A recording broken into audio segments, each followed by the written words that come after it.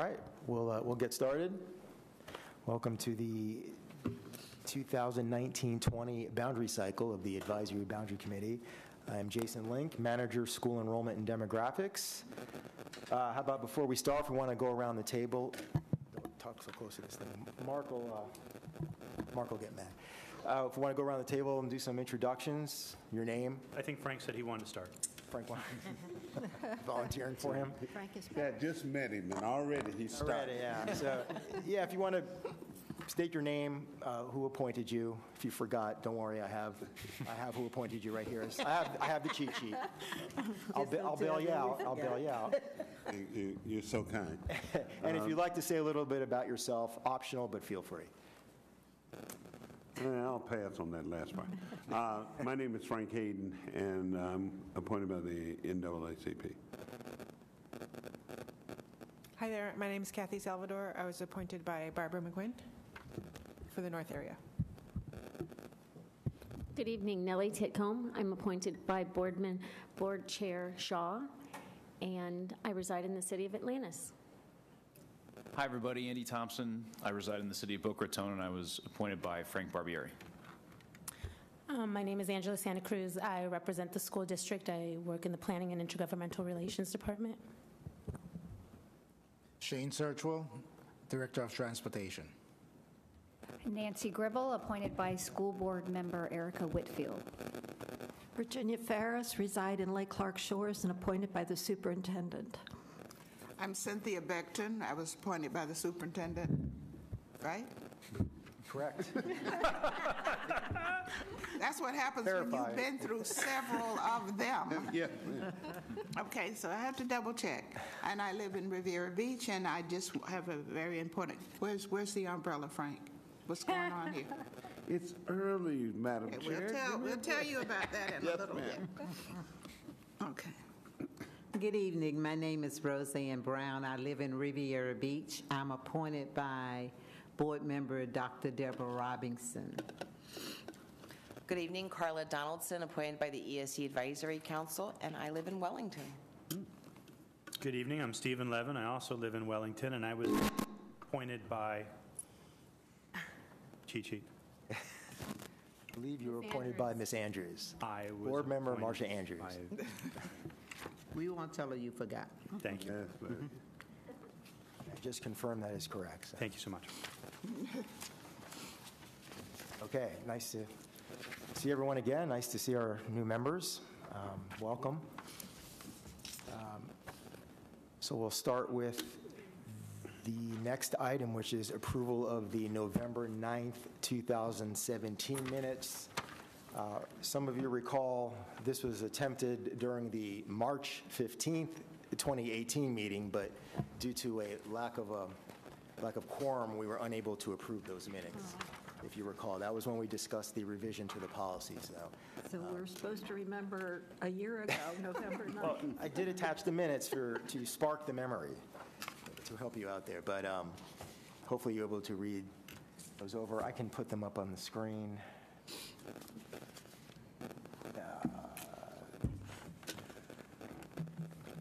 Find it myself.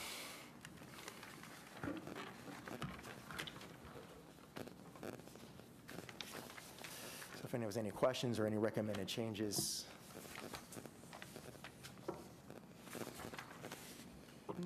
Motion to approve as written. Okay, motion to approve the minutes as written. Second. Second by Roseanne. And all those in favor? Aye. All those opposed? Minutes are approved.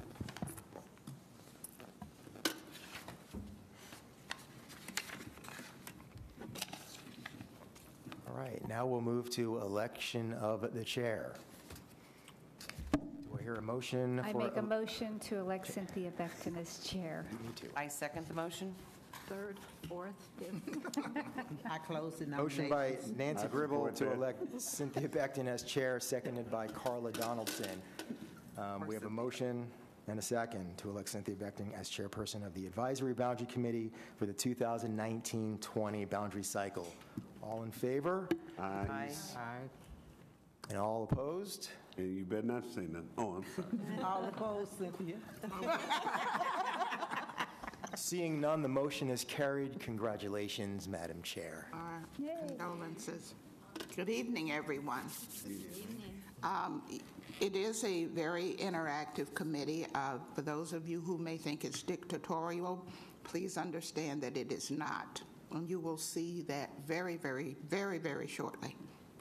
With that, the floor is now open for an election of a vice chair. Madam Chairman, I nominate Virginia Faraci for vice chair. Second.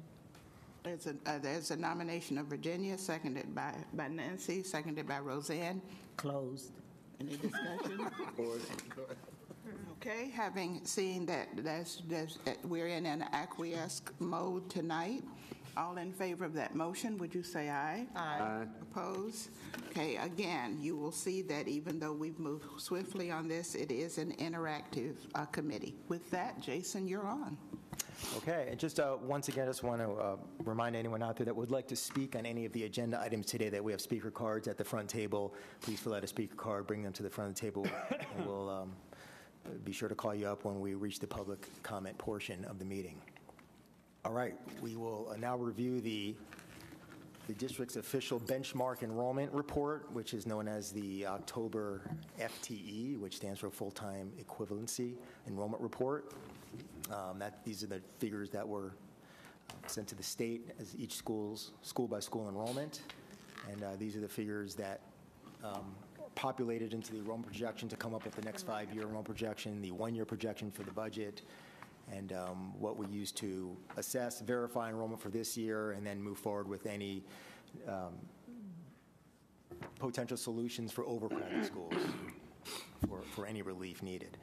So let's open the report. So we've got a total of pre-K through 12, 196,335 students, which is an increase of almost 1,000 students, almost 0.5%. The K-12 figure, 192, 131. Looking at our traditional district schools, all the levels experienced an increase. Elementary, very slight increase. Middle experienced the largest increase, and high school experienced a decline of 340 students for a net gain of 535 students, a 0.3% increase over last year, 172,335. We're currently at 172,870. Charter schools, if you recall last year, charter schools experienced a decline of almost 800 students. This year was a very small decline of 253 students, but looking at the last 3 years in totality, the charter school enrollment averaging the 3 years would have experienced a net decline over the last 3 years. But that looks like an increase. Right, that's what I... Well, if you look at the last 3 years. Oh, I'm looking at Yeah, I mean, what if you look at the from 16-17 then to 2018, if you do the math, the 330, the plus 330, and minus 779, the plus 253, it actually ends up being a negative figure. Different ways to look at it. Okay, you say so. I was going to ask why It's the that increase new over math they're last doing year. in school. Why the increase over last year? Was there a new charter school that opened? Or? There's many ways to look at numbers. Yeah, well, there was a slight, we had one closure, that was Eagle Arts Academy, and we had one new charter school opening, and that was SLAM, Sports Leadership Academy Management in Boca Raton. Yes. So we had one opening and one closure. So there wasn't because, we had 5 new charter schools open or, 2 closures, but it was an even. And do your figures give per charter school? Yeah, if they're tiny. Were they in here? Mm-hmm. Yeah. Yes. Yes. They're tiny. I'm sorry, Jason. I love numbers. They're my friends. But I didn't get that. Can you go back over the charter school number? New math. Yes. It's up to 53. A minus is a plus. So last year charter schools enrolled 20,084 students. This year they're up 253 students. What I was saying, I was looking at a 3-year trend. We tend to look at 3-year trends for traditional schools, charter schools. So, I mean, you just run the math, the 330 minus 779 plus 253, that's the net loss of 196 over a 3-year period. That's what I was getting at. I mean, if you go further out than 3 years, you're going to have a net increase. But we tend to look at 3 years as, I mean, that's what my projection model looks at, the last 3 years when I'm projecting enrollment out 5 years. Because once you start going beyond that, you're losing the relevance of those, those out years. 2013 isn't as relevant running a recent enrollment projection as 2017 to 2019. But it would be fair to say that over the years, charter schools have increased. There's more charter schools since 2009. Absolutely. From you look at 2010, in totality, yes. We've gained. I mean, charter schools make up about enrollment about 10% of the district's total enrollment, about a little over 20,000 total students. But of late, that could be due to saturation and some other reasons. But you can see, look at these numbers: 4,000, 3,100, 1,300, and then you drop to 330, and then you had a net decrease of 779 and a very small increase of 253. So the increase isn't there currently as what it used to be. It's what I'm alluding to. It's flattened, plateaued. Now, in terms of traditional district schools, this is K-12. It doesn't include pre-K. You can see we were increasing ever since 2010, 1.2, a little over a percentage, 1.8, almost hitting 2% year-to-year increase. And then it's the last 2 years, still an increase, but the rate of increase has stemmed over the last 2 years. 0.5% last year, and this year a little under 0.5%. So rather see an increase than a decrease, but that rate of increase has slowed. So we'll investigate as to the reasons why. That has occurred statewide. The state's projection was also, we actually projected lower than the state. The state had us growing at a higher rate. So we'll take a look at the reasons why and use that as part of our analysis when we project for next year and the next 5 years. But as you can see, that was a 701 increase K-12 for traditional district schools. Oh, I'm sorry. This is all schools, isn't it? This is all K-12. Yeah, this is all K-12. So this includes everything. My correction. This is all schools. So this is all students, alternative ed, charter schools. Traditional district schools actually make up the bulk of the enrollment, of course, but I stand corrected. This is all schools. So this is district-wide, all schools. I don't think we just have the traditional trend in this report, but that was all schools. So district-wide, still growth, but not as high as it was. So we're pushing 200,000 students. What next is, here's another big sort of my report card I'd like to review each year. This is actual versus projected enrollment. As I've mentioned in prior years, really a solid projection is being within a percentage point of actual enrollment. So that's my goal, is to be within a percent. So you can see with our traditional schools, I was within 0.77% was, so I projected about 1,300 students more than actually came in. And district-wide was about 0.7%. So we were under the percentage. It was about 1,351 over projection. So we were anticipating more students, but again, within that 1 percentage point, which is the goal. And you can see the middle school enrollment was almost, that was actually within a middle school classroom. Just 24 students. So that would qualify for a recount. No, right. Good Manual recount by hand. Yeah. That's right. Good timing on that. Jason, one. For the traditional district schools, the elementary, that also includes the pre-Ks? No, that's just K-12. Yeah, it states in the header. It's just K-12. Because pre-K students really, in essence, can attend school anywhere. They don't have a zone school. So parents, a lot of them choose the private pre-K. Some don't choose pre-K at all. Some, you don't have to attend pre-K. Many times your zone school, they don't have pre-K.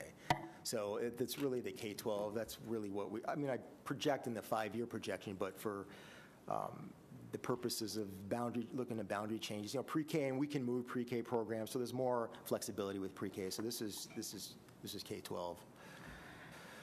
So it's a little bit less elementary than we anticipated, and again, the high school, and that reflect we weren't anticipating a decrease in high school. So not only, which explains why the 845 over projection in the high school. So I just prepared a brief PowerPoint going through some of the more overcrowded schools to just let you know what those schools are and what we're looking potential relief options for those schools. I may ask you a question, please, Sure. before you move. Has the North area traditionally had fewer students than the other than the Glades, than the other two? Well, with the realignment, if you recall, we used to have areas. We used to have 5 areas, right. And then they realigned the administrative areas. It used to be Area 1. It used to be, I think, South, Central, however it was, right. And then it became 1, 2, 3, 4, 5. Right. And then it was just broken down then into 4 regions. So, but the way the schools were shifted, yes. Now North typically has had fewer students than Central or South. South tends to be the largest region, with Central second, North third, and Glades having the fewest students. Because there's a big difference. Yeah, North 43,000.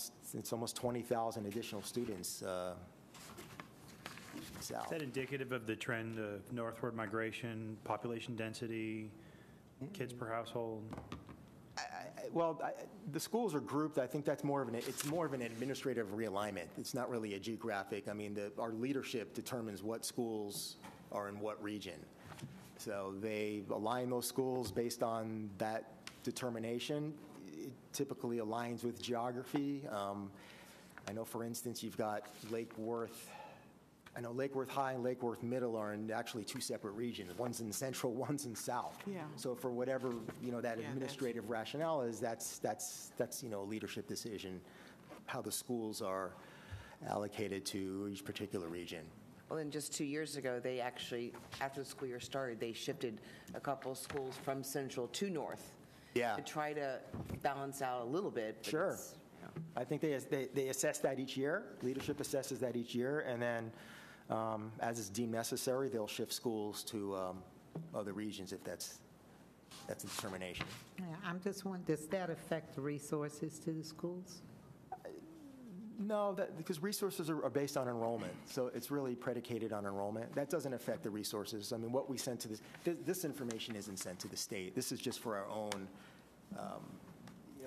administrative purposes, for those regional superintendents to have a certain number of schools under them, the instructional superintendents to have a certain number of schools under them, and those are allocated and assessed and allocated annually.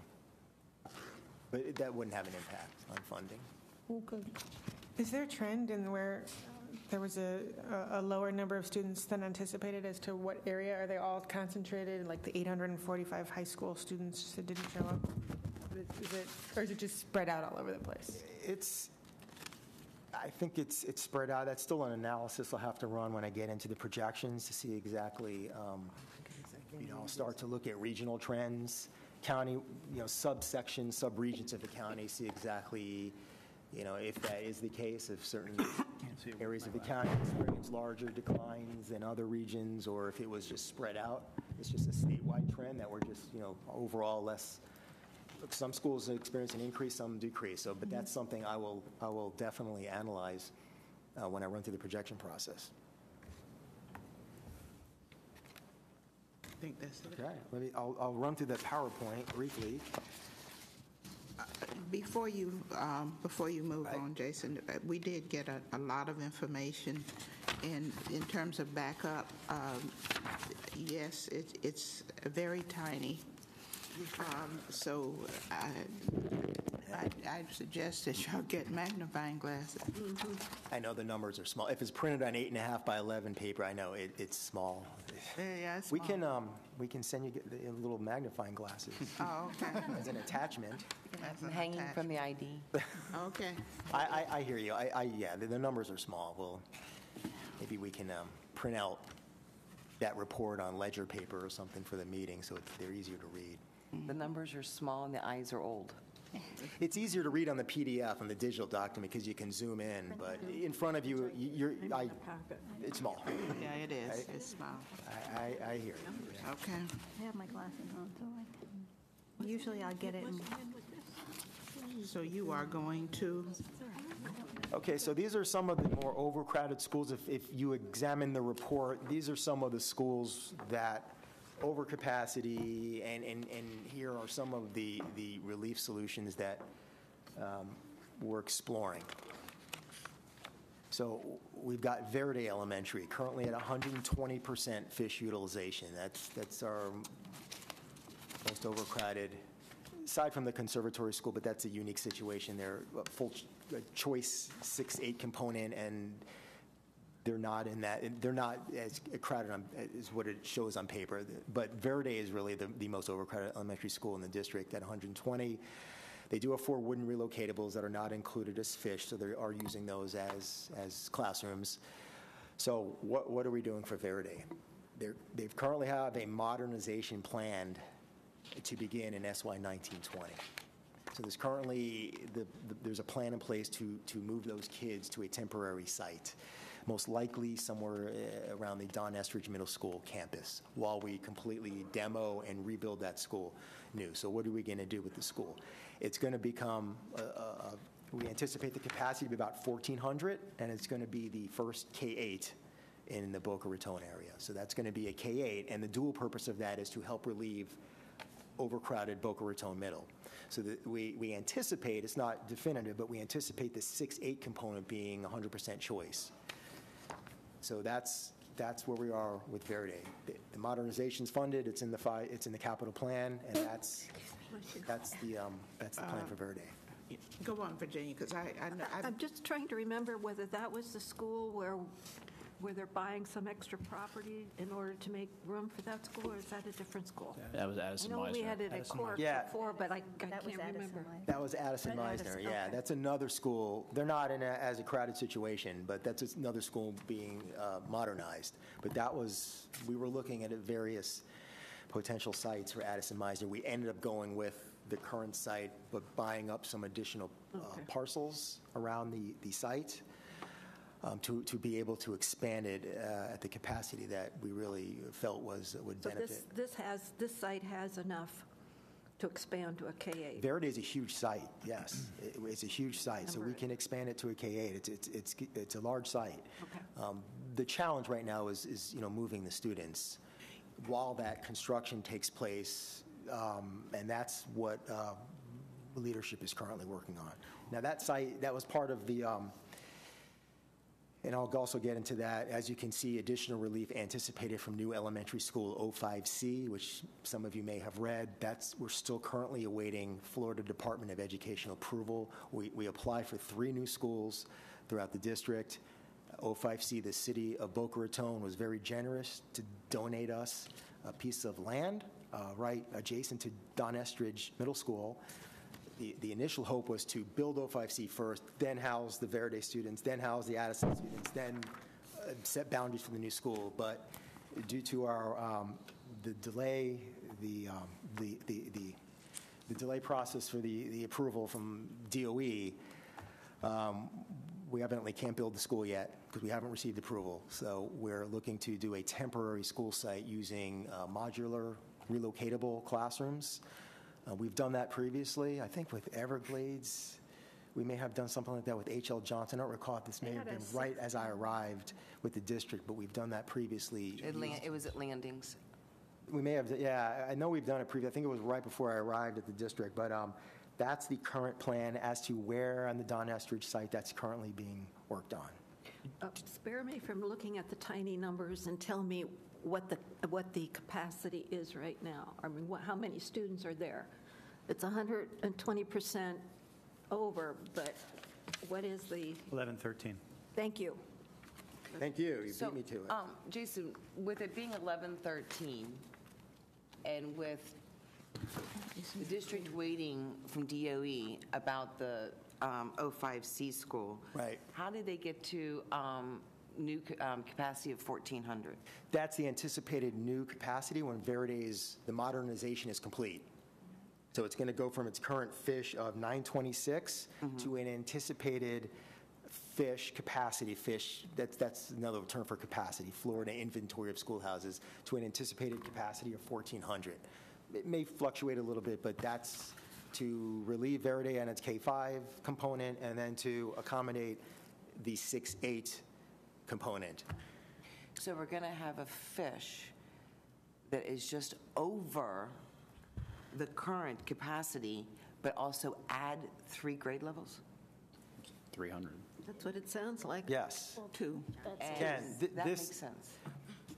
This is with the anticipation, 05C will also be a relief. That's why additional relief anticipated from 05C. So we're really, if that doesn't come through, we're going to have to look at other options. But that's the plan, that we build Verde big enough to accommodate its current students and a middle school component, and then we'll have a brand new school. Hopefully we'll have a brand new school to further, if needed, offload students out of the Verde zone into the new 05C zone. And you characterized modernization as demolition, new construction? Yes. Yeah. Can you modernize my house? Okay. Jason, Could look into it. in terms of moving to 05C, the study, dealing with where everything is right now with Verdi, and trying to bypass the boundary committee. And that's where, I always want to bring it back to, do we have to deal with anything here? And let me, before you answer, because we get on this track, a lot of times we get caught up in it and we shouldn't be, so let's make sure that we're not there. Okay, so with the plan from leadership right now is to move students around. Has there been a decision made about the particular grades, how all of this movement is going to occur, and exactly what is this plan that would, in essence, leave ABC out? Right, because it's not really a boundary to the Verde zone will remain intact. We just need to temporarily move the students to a temporary site while their new school, pretty much a new school, their school is being modernized and rebuilt. So the zone's staying the same. We're not changing zones, so there wouldn't be a need to involve the ABC in any sort of boundary, because we're not changing boundaries. We just need to temporarily move the students out of that pretty much construction site in a temporarily, and that's all being worked on, how that will work, the logistics, where, all the programmatic functionings of that site, that's all currently being worked on. Just want to check, Yes. Jason, because No. I have That's a good flashbacks question. to Gove Elementary. You have a tendency to do these things. Right. No. So that temporary holding school would not come to the ABC. Okay. All right. So then it really doesn't come to us until the 05C is approved, if Hopefully approved. If it is approved, we're still at the big if. Hopefully, yes. Then when It will be if that. we're hoping, keeping our fingers crossed, 05C is approved, then that school's constructed, ready to open. Then that would come to this committee to reset boundaries, offload students, likely from Verde, Calusa, J.C. Mitchell, maybe some other schools, fill the school, and then Whatever. take it from there. The reason the state hasn't approved the school is because they're saying there's enough capacity. Where is that capacity hiding? West Palm. The state was looking at the county As a whole? totality. So they were looking at Delray Beach, Yeah. Lantana, West Palm Beach. So staff from DOE came down. We met with them for an extended period of time for 2 straight days. And we tried to explain some of those points, that this Palm Beach County is larger than the state of Delaware and Rhode Island. It's a huge county. So especially at the elementary school levels. Elementary schools tend to be more community-based. Neighborhood. The zones are really, they're community-based schools. I mean, they surround much smaller communities, much smaller neighborhoods than a high school, of course, which is a much larger zone. So we try to relay that, busing kids to West Palm Beach from Boca Raton is not the best path. And Palm the Beach County. alternative is to keep shifting. Well, Shift everybody. we hope we don't reach that point, but that's what the we relayed alternative. to DOE in the hopes that they, come back with a favorable decision. Your has a point. Good. You're on. Thank you, Yes, Madam sir. Chair. And then the question I had is it relates to O5C. When it comes before this committee, that'll happen not only after O5C is approved and built, but after the Addison Meisner kids get moved in, if and when they do, and after the Verde kids get moved in, and then back at their school. And only at that point would there need to be boundaries redrawn, because then at that point, O5C would be open for business. Correct. So to speak. Right. So it's Kind of, sort of. Verde first, so that temporary holding school, likely at the Don Estridge site, will be, the Verde kids will move there. We anticipate the school being completed, the modernization 2021. Then immediately following in that next school year, the Addison Meisner students will use that same space. So we're going to reuse that same temporary space for the Addison Meisner students for 1 year. That's the plan. And then Addison Meisner rebuild, hopefully opening for 21, 22. And then by then, we hopefully will have an answer regarding O5C. And then at that point, we would, if it's an affirmative, then we begin construction on O5C. And then it comes to the ABC. Nancy. I think I'm good. So the school will be, the K through 8 will be opened in school year 2021. That's the current Goal. that's the current hope, anticipation, goal, yes. Okay. And just because I'm not familiar with the area, how far is Don Estridge from Verde where they plan to house the students? 2 miles up the street. It's not that far. Yeah, a couple Yeah, miles. so I just understand that a lot of these communities are very compact, and being that, just as a personal point of preference, Oh, yes. that this is going to be the first K through 8 school, it will be clamored after, and I foresee us looking at this boundary once the school is open, because they are very tight, populated communities, and they are going to be a lot of kids that want to go there, even though you're building. We've often seen when we build a new school, not many people want to go there. So And they have strong opinions down there, too. I think we've heard a few of them on occasion. And I foresee the 6-8 component being very popular. Yes. Especially if a choice option, I can almost guarantee you'll have more applicants than Yeah. Okay. seats, but Yeah. that's my opinion. All right, we'll move on. Thank you so much, Yep. yes. We'll continue on with the presentation. And then there's Highland Elementary, who is next, 114% fish utilization, and this proposed boundary change, which I'll discuss following this piece. And then we've got Calusa at 111 of available utilization. If you recall, we were here, I want to say now it's been 3 years ago. Yeah, It was about seems like we just did. Yeah, and I mentioned at the time that was not going to be a permanent, my projection forecasted the increase. So 111% at Calusa, that's available. That's counting their concretables. They do have 3 wooden relocatables not included and available that they're utilizing. There could be some potential relief when Verde is the modernization is complete for a small boundary shift. We'll see when we arrive at that point. But the primary relief is anticipated from a new elementary school, O5C, as the school is actually located in the Calusa zone. So that will be Calusa's primary relief valve. Look, if there are delays in Calusa's utilization continues to grow, we'll have to look at other potential temporary options, to not allow them to reach 120% before the permanent solution comes. So we're keeping an eye on that school and assessing annually. Okay, and then South Grade is at 108 of available. Again, they're over 110 of their fish. And they are also included in this upcoming study that we'll discuss for a proposed boundary change. We'll move on to middle schools. There's just one. That's Boca Raton Community Middle, currently at 109% fish utilization. As I mentioned, the primary relief will anticipated to come from Verity and Addison Meisner, shifting to a K-8 grade configuration following completion of their modernizations. So we're continuing to limit out-of-boundary enrollment at that school as best as possible, working with the school on address verification efforts. So we did really keep that school. I think they actually experienced a tiny decrease with those efforts just to try to keep them flat, having them increase further than that 109. So that's the anticipated relief valve of those, the two elementary schools. Except you said the middle school option will be a choice. Right. And that doesn't mean they're all going to come from Boca Raton Middle. We'll work, the zones are for Boca, the majority of the zones for Colusa and Verity is Boca Raton Middle. So we'll work with the choice department to assess how that eventually will work with the choice seats. There may be priority SACs.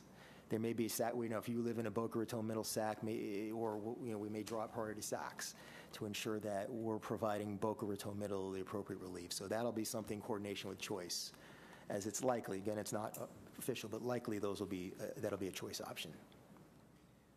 In some cases, you've called out fish utilization, and in some slides you've called out available utilization. What makes you use the different columns? Yeah, for our new members especially, thanks for pointing that out. So fish that's set by the state. That's Florida Inventory of Schoolhouses. That's what the state deems as your capacity.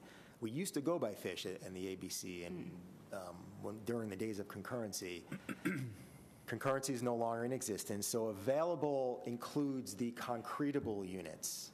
Those are the steel units, but they're not flat roof. They've got a gable roof. You can't stack them side by side, but they're classrooms. We count them as capacity. The state doesn't count them as the official fish capacity, but we count them as classrooms. The only classrooms we don't count are the wooden units, because we're trying to remove all wooden units from the district, 100%. That's our goal. So schools with concretable classrooms, the gabled roof classrooms, that's counted in the school's available capacity. So as some of you remember with the Colusa study, the superintendent at the time instructed the committee to look at available capacity as the main capacity component for that particular study. So they're classrooms, they're sturdy steel classrooms. The difference is, you just can't stack them side by side. With the new modular classrooms we have now, the flat roofed, that's part of fish. The state counts the modular classrooms as fish, the flat roof classrooms. So that's the difference between fish and available. Can I just follow up? So my question fish, was that means why they don't have available. My question was, why'd you use fish on some of the slides? That means they don't have it. That means they don't have available capacity. That means they don't have concretables. So Boca Middle doesn't have concretables. South Grade has concretables. Colusa has concretables. Highland does not have concretables. So if you see available, that means they've got those concretable units. So we actually did. In the Colusa instance, there was a big difference between the two, because if you counted just fish, it was like 137%. Yes. Right? Yes. So, if it wasn't for those concretables, she wouldn't be able to manage at that level. So Just for the benefit for the people that haven't been here, when we talk about available versus fish, just remember that when the school was built, it's for fish capacity. So even though they include concretables, their cafeteria was built for a certain amount, their library was built, and their special rooms. And a lot of the schools wind up using art rooms, music rooms as classrooms. So that was some of the issues we discussed when, even though it's available, what is really beneficial to the students in the school. Right, and I think as it grows. And you're referring to the core capacity. Correct. The core capacity. So you have a school like Colusa that was built for a certain size cafeteria, media center, front office, et cetera. Now, in terms of CSR, which is as part of the Florida Constitution, we must, all districts must meet CSR. We've got the classrooms in place to meet CSR. But yes, the core capacity in some of the schools, it's in many cases there's more students than it was originally designed. CSR is? CSR is class size reduction. For those of you that don't know, that's the constitutional amendment, class size reduction. I have a quick question, just so I can understand. So the elementary school my daughter goes to up in Jupiter has villas and portables. Well, villas might, I think that's just a creative name for the Okay, that's the just what they've mods. always called them. The villas come with a cabana boy. Yeah, very fancy. I don't know what that means, if they're wooden or whatever. Yeah. No, they're not. That's why they call them the villas. Because you don't want to, back when they were all wooden and they were portables, nobody wanted their child in a portable classroom. We have both. So when they bring in the concretables, we call them villas. And we do the same thing in my community. Okay. Yeah, like the mods, they can actually be stacked 2 stories. Like Park Vista has a 2-story setup. So, but yeah, it depends on how, each the schools, villas, they call them different things, the wooden ones. Now we call them relocatables. They used to be called portables, but we're trying to get rid of those wooden ones. All right, let's move on to high schools. So this is the most crowded school in the district. It's a Forest Hill High at 134%. If you recall, 2 years, I think it was 2 years ago, 2 or 3, I think it was 2. We did a very small boundary change, and I mentioned that was more of a Band-Aid change. So the effects of that change really came in for this year with the full complement. The 11th graders were allowed to stay. They matriculated out. So as you can see, it was a very small increase of only 7 students this year. So that was part of that change. Also really limiting out-of-boundary enrollment as best as possible, assisting the principal with some address verification efforts. So we've at least limited the growth, not having them grow another 100 students. So what's the plan? Right now they do have a classroom addition funded for FY 2020 in the capital plan. So we're looking at adding a large number of classrooms, constructing on the school site. That's number one. Hopefully that works out. But number 2 is new high school OOO, also awaiting DOE approval. That's the new high school that's going to be located in the northwestern quadrant of the Park Vista zone, in between Lake Worth and Lantana roads, just east of Jog Road, just south of Woodlands Middle. Okay. Some of you are familiar with that area. Not east of Jog. West of Jog. What street is it? West of Jog Road, I'm sorry, west. It's on Lions? Did I say Lions? Lions. I thought you had it too close. In between Lake Worth and Lantana and just west of Lions Road, excuse me. One of our proposals here has a jog road involved, so I got the 2. But yeah, so that's the plan for OOO, and that will relieve all those central corridor high schools that most of which are overcrowded. So Forest Hill does have the funding for the classroom? Yes. The additional that's classroom. in the current approved school board district capital plan, approved by the board, but the district capital plan. The classroom, as in one? Well, we call it classroom addition. It's an addition. Classrooms, plural, many. Okay. I mean, It's just known as a classroom addition, but what's many?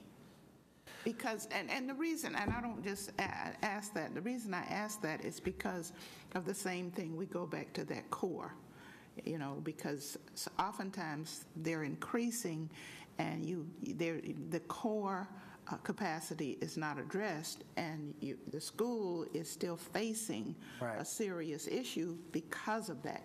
Here we have the cafeteria, here we have the media center, here we have that. So exactly what does that mean to the school? Because a few years ago, you couldn't get anyone to attend Forest Hill. Right.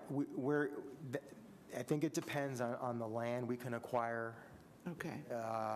We're still awaiting that piece. It's the acquisition of the land. As some of you are aware, it's a very tight site. It's very landlocked. Yes, it is. So we need to acquire additional land, and then depending on if we can acquire, how much we can acquire, the size, that will then factor into how many classrooms, extra additional classrooms, plural, we can build for that school. And as to any core additions, that will be addressed also, but there is the funding for that. And again, it's just like a Calusa situation.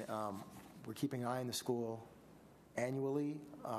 Limiting the out-of-boundary enrollment has helped. As some of you are aware, they do have 7 choice programs. So we vastly limited those students coming in, as well as some other assignments and reassignments. And we are going to assist the principal with address verification efforts this year, which will help as well to try to at least keep that number flat while we plan for the addition and/or OOO pending approval.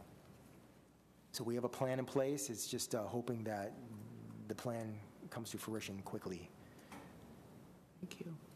Jason, just a side question. When the district is getting approval from the state for additional schools, and they're looking at our student count. Are they looking at our student count versus our fish? Our student count versus the number of schools? Our student count versus the number of teachers we've hired? No, it's really capacity. They're looking at capacity. They're looking at our number of kids and capacity district-wide. And they'll look at the excess seats across the county and say, well, you have 30,000 extra seats at the elementary level. Our argument is, but look where they're located. It doesn't meet the needs of where a lot of these pockets of overcrowding occur. I mean, to move children from Boca Raton to West Palm Beach, that's the argument that's just not feasible in our opinion. So when we're adding to the capacity, we're really hurting ourselves in the long run. Well, I don't think so, because it's depending, again, with the size of this county. In some areas, it's desperately needed. So, and you've got such an overage in Boca Raton. If we built O5C, it's not really going to change things, because we're going to fill that school, bring those other schools back to. So it's all going to even out. You've got Calusa sitting at 130-something% of fish, and Verdi at 120. It will even out. You'll bring Calusa back to 90, 95, and O5C at 90, 95. So it'll even out. I don't think we're going to be gaining those empty seats in that area. I just meant as a district as a whole in the long run. It's like when we're adding capacity to smaller schools in different areas, that's not helping our situation. Like in Boca, which is, they're on top of each other at every level, elementary, middle, and high. Maybe the way DOE looks at it, again, it depends on where those seats are needed. When you've got such overcrowding in those areas, they're going to look at that crowding, but they're going to look at those under-enrolled schools and see what the vicinity is. But if we add capacity to those already under-enrolled schools, I see your point. Yeah, so you won't have a Calusa at 136, you'll have them at 100, and therefore the need won't be as great. But our point is, okay, then what do we keep everything as is and then start shifting kids to points north. That's I don't think that's what the community is looking for. It's not really what we were arguing for. Or even further west. So it's really a balancing act with DOE and just trying to come off the straight numbers. Well, you have this many empty seats and this many kids.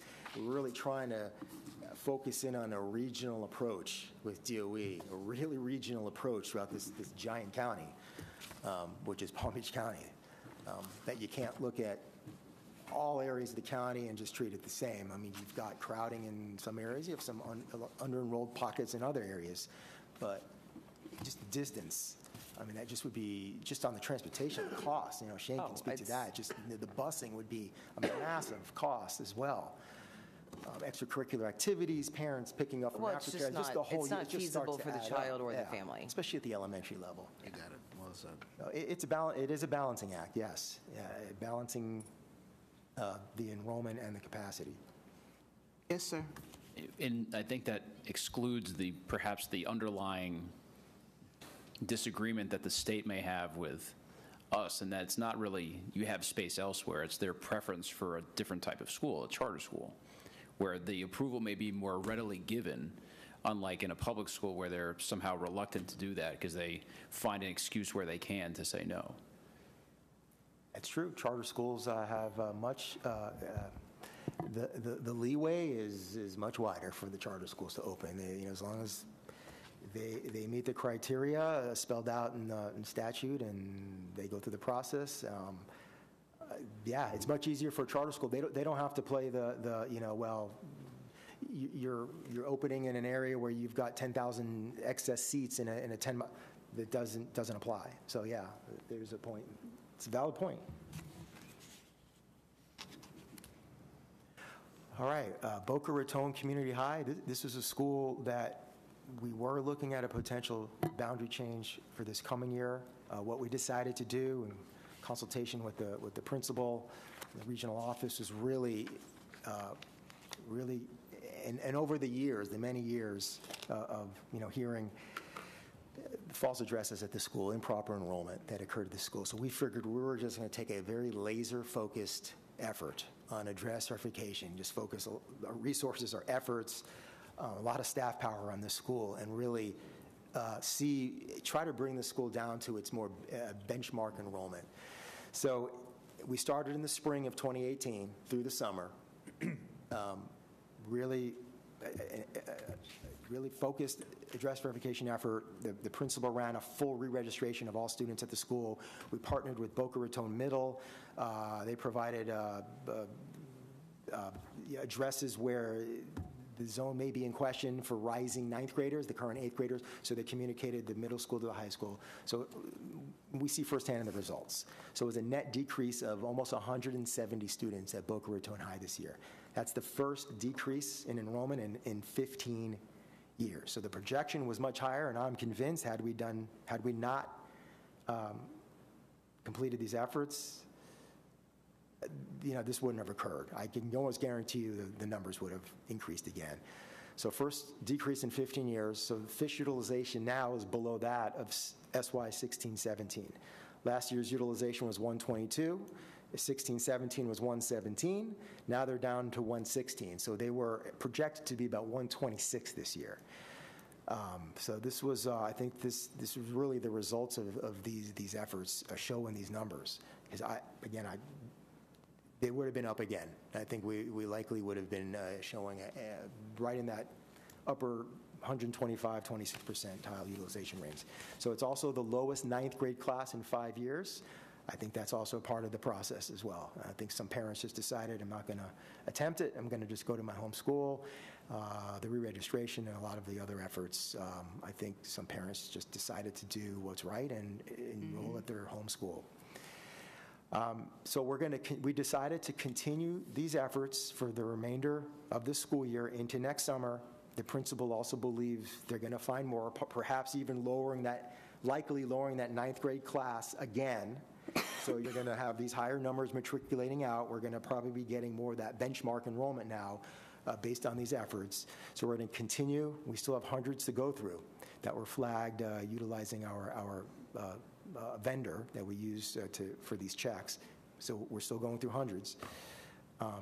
So we're going to continue these efforts. Then we're going to continue to limit out-of-boundary enrollment. They have one choice program where we're going to vastly limit those seats and other assignments and reassignments as we did for this year. And then we're going to reevaluate during fall of 2019 and see where we stand and determine if we need to continue that for another year or move forward with a boundary change again if needed. But, out of fairness, this may, you may not have as many areas that need to shift because of this, and you hear parents, how many of these meetings have you heard? Have you checked the addresses? Why are you moving us when you have so many fake addresses? Many times, almost yearly, with schools that have a history of that issue. So, and I think, the efforts are showing in the numbers. So we're working with the school closely, and we're going to continue that process and see where we stand next fall. Thank you. Yes, sir. Jason, just so I can report back to the folks in Boca, do we feel we're confident that we can maybe not duplicate, but somewhat replicate the efforts we've made, particularly in the next year's ninth grade class, because we'll be able to put that laser focus onto the middle to high school? I believe we can. Dr. King believes we will as well. So if we continue on, that 116, I did the math, if you use about the same number, now you're somewhere around 112-ish range, which is much better than 126, and it may not be as many areas that we need to move. So the plan was to add capacity to Spanish River, capacity to Olympic Heights, because they've got the space, and then do a domino change. But so we're just going to continue on with these efforts and then see where we stand next fall. And then Jupiter, that's number 3, Crowded High School. They're currently at 114% utilization. There's currently a classroom addition funded in the 2020 capital plan for Jupiter High. So we're looking at that coming next year. We'll continue to limit out-of-boundary enrollment, and I know my staff has also been working on address verification with the school staff there as well. So we'll continue those efforts at Jupiter. Palm Beach Central is at 112. That primary relief, again, is O. That's one of the schools in the Central Corridor. We'll continue to limit out-of-boundary enrollment. And then next, last school over 110 is John I. Leonard at 111. Same thing. They're in the central corridor. We're hoping for DOE approval on O for eventual relief. Now, their numbers have come down over they were exploding each year, 200 kids a year. We added something a few years ago. We added a lot of class. Yeah. We added modular units to increase their fish, so we at least added the classroom space. But their numbers have come down over the last few years, so it's better than being in the 120s. If the new high school is built, are we thinking about shifting from Forest Hill to John I. Leonard to Central over? I mean, is that the shift that you see happening? I know we also need to shift from Park Vista up. I think, that's to be determined at this point. I think a lot depends on what happens with the addition plan for Forest Hill. If that addition at Forest Hill comes through, we may not need a shift, or we may need a much smaller shift. If we can't get that addition worked out, we're going to have to look at large-scale shifts from east to west to relieve all those schools and fill O. But it would be large-scale high school boundary changes.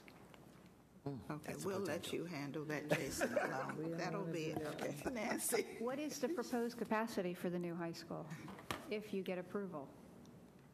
How big of a school are they planning to build? I think we're looking at, and I don't have the specific. It's going to have to be, it's going to have to be large. I haven't been building them, the 2,500. Yeah, you just read my mind. I was going to say right around the 2,500 mark. Okay, that would have to be. That's the initial plan. Again, there's flexibility, but right around that in the range of 2,500. The other concern with Forest Hill is the core that you talked about, but because it is such a tight campus, it's not only those core facilities, it's just moving around the campus. Yeah. A lot of those students, it's very crowded when they're changing classes. Part of the penny sales tax plan is to expand their parking. They also have a dire parking situation there. So they don't have enough parking for their own teachers. No, they don't. And we've got the funding, I think it's for this year, is to expand the parking. And that's what we were looking at to work with the city of West Palm Beach. But I haven't heard that anything's been worked out. It's still in the works, from what I understand. The funding is there. It's just a matter of acquiring the space to do so. But the parking first is funded, and then we'll move on to the classroom addition. But it's just, they've grown.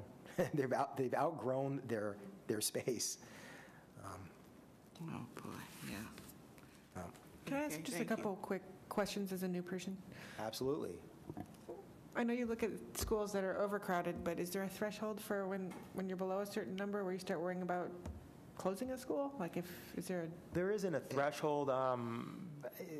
Overcrowding, obviously the concerns are the space, meeting CSR, But if you had a school at like 50% utilization, we definitely examine that and try to plan to best utilize those under-enrolled schools. Sometimes it's establishing choice programs. A lot of times out of zone choice programs have really helped build schools up Polo Park is an example. They were close to 50. Now they gained a couple hundred kids the last few years.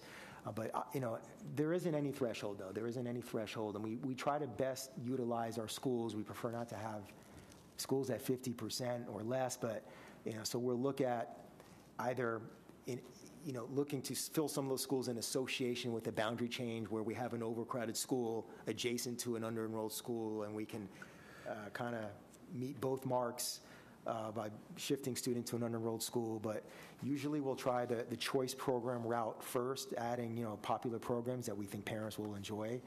But what we saw last year, and some of you on the committee experienced that, was our first closing in about, I think, 25 or 30 years with Odyssey, which was continuously at 50% utilization. So it was more repurposed. South Tech is going to take that building, but we closed a middle school. That was about half full for a number of years. Okay. But there isn't any, to answer your question, there isn't a particular threshold. I mean, we try to help those schools as best as possible to grow their enrollment, the variety of methods, usually first being choice programs. And do you look at some of the magnet schools the same way, like Dreyfus, and because I see that has a high utilization, but we're not talking about it? Or is that just because it's so unique and It's unique, but they figure out how many people they can? I think the same. We've established performing arts programs in other schools, and they're widely popular. We did that. Wellington has their own performing arts K to 12 program going from Wellington Elementary to Wellington Landings to Wellington High. Performing arts. So it's almost like it's Western, sort of Bach Dreyfus. I know West Boca Raton High School was struggling with low enrollment. They put in a performing arts program, and their numbers have been going up substantially each year. So performing arts is to the point where they're almost looking at exploring the potential of auditions at the school. So performing arts tends to be very popular in many cases. But our choice department looks at those schools where their current one's located, try not to replicate, too close in vicinity. But we're opening new choice programs each year, give parents those options and more choice.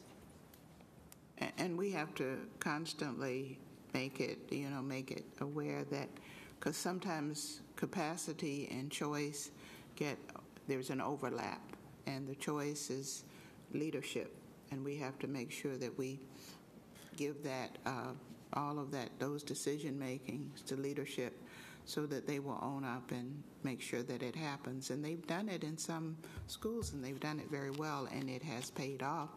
And then in some schools, they haven't been as effective as they should.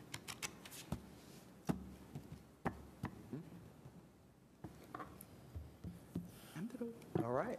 We're ready to... Moving right along.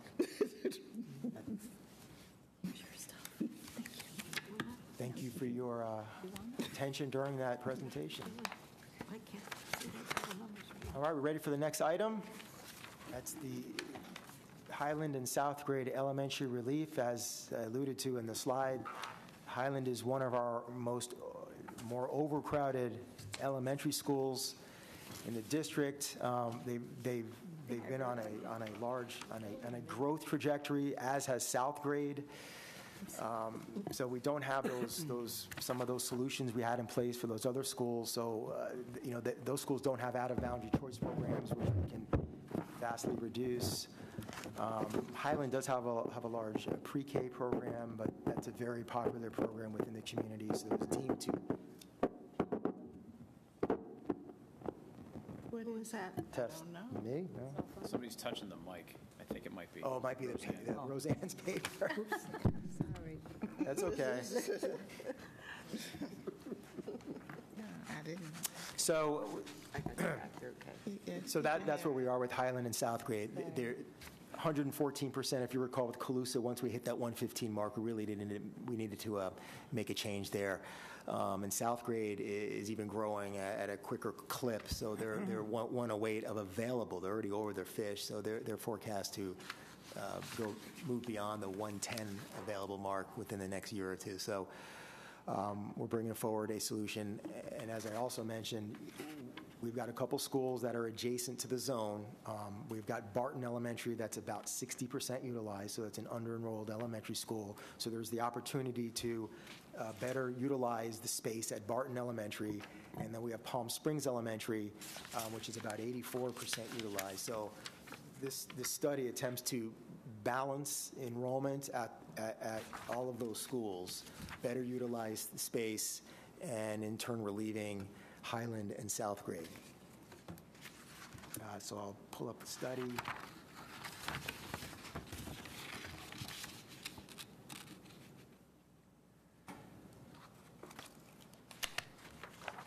All right, so this is it's the western portion of Highland Elementary SAC 201. This crosshatch, let me grab my laser pointer here. So this cross-hatched section is forecast to shift to Palm Springs. So these students are actually all afforded a bus to Highland. So these students actually now, that's a shorter commute. That's about a mile away. And then now we unfortunately couldn't move the entire SAC. There's just too many students, about 300 students more that live in the SAC, but about 300 students that attend K-5 that attend Highland. So shifting all 300 would just overcrowd Palm Springs, to the point next year they'd be 103, and then the year after they'd be 108. So it's just too many students. So what we did, we looked for a dividing line, a geographic line, and it almost evenly splits the students. So this is the area. So the area in blue to Palm Springs, that purple to Barton. So this is it's the L11 canal. So that's the dividing line. So you have about 150 students here, and you have about 150 students here. And the SAC, it's mainly canals, the E4 canal, the L10 canal. This is Congress. Palm Springs L is about right here. That's 10th Avenue going right through it, isn't it? Yes, correct. 10th Avenue is right, this line. That's 10th Avenue. I think that's the Walmart right there. So I can't believe there's that many students in that northern part there. yeah, there is. Then must all be below No, 10th. 101 they have less. It's from the canal to, below must all 10th is be a in large, there. that's the main Yeah, residential because the area. rest Yes, that's the main They're getting residential up area. closer to where I live in Lake Clark Shores. Yeah, that's the main residential. This is where most of the kids reside in this area. So that's, again, it's there, right now they're about, let's just look at the distance, because I know one of the things that you look at is the distance. Oops.